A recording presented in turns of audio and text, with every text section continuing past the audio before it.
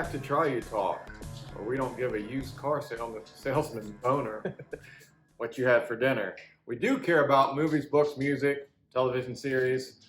Like and subscribe to our channel. Our camera person would be thrilled, and I might like it, okay? What we're going to talk about, though, today specifically is a short story by James Baldwin, and I got the book, Going to Meet the Man.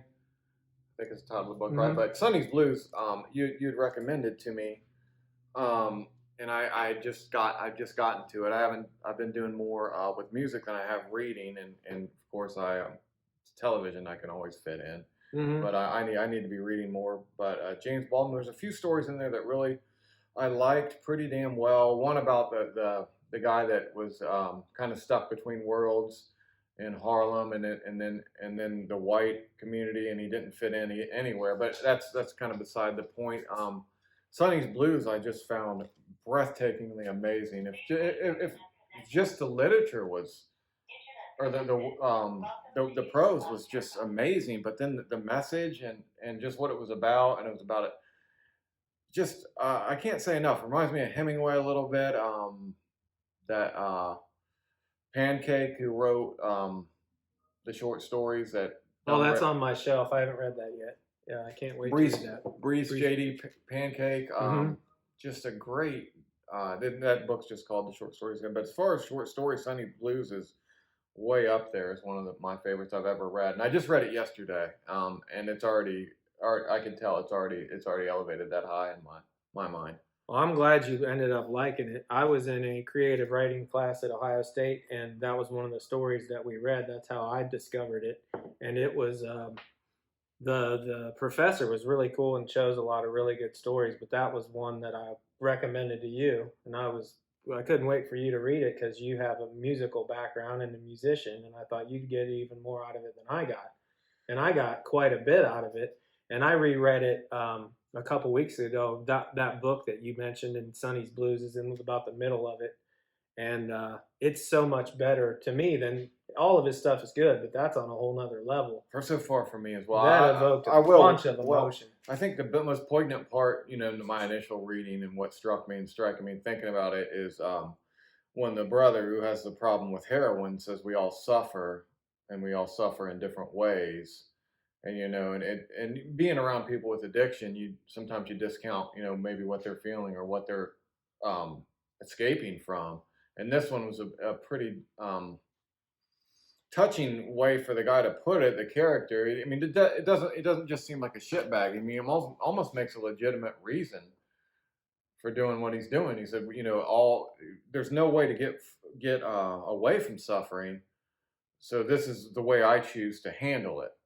And you can make arguments against that, of course, but it was a really also maybe around the same conversation that you're talking about. He wants to defend and separate the suffering and the addiction from a direct link into musicians and jazz musicians specifically at that time, that they were just automatically, there was a stigma on them that they were heroin addicts in order to be really good musicians.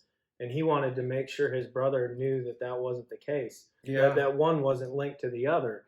But the part I liked the most was how the paradigm from the go to school, get a job, get a paycheck, have stability from the older brother to the younger brother who was a true artist, and they couldn't see each other's worlds. Oh, big disconnect. Big disconnect, and he got that across by naming musicians that the more mainstream brother, and then he laughed but he didn't want to be a dick. And then when he was talking about his favorite jazz musician, his brother hadn't even heard of it because it was a different world.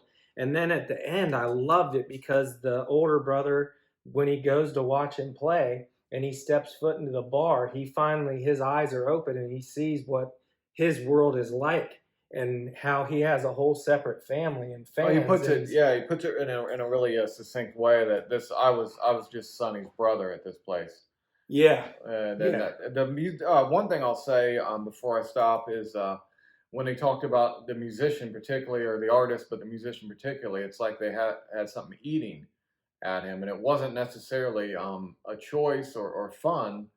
it had to come out, and it has to come out creatively. And his happened to be in the story of the piano. It reminds me of a lot of the people I've admired.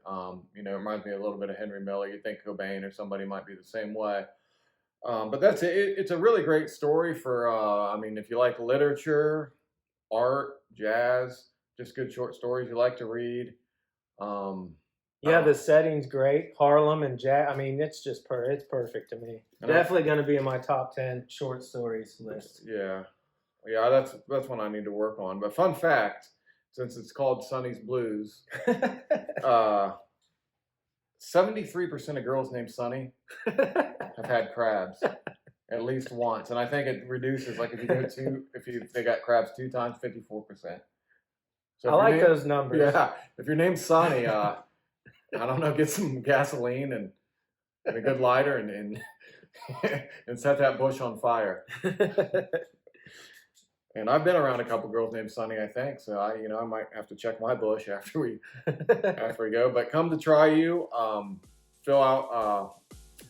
Sign up. It's free, and we'll start talking about movies, books, music, television, and maybe your bush. Best recommendations on the web. That's right. See you next time.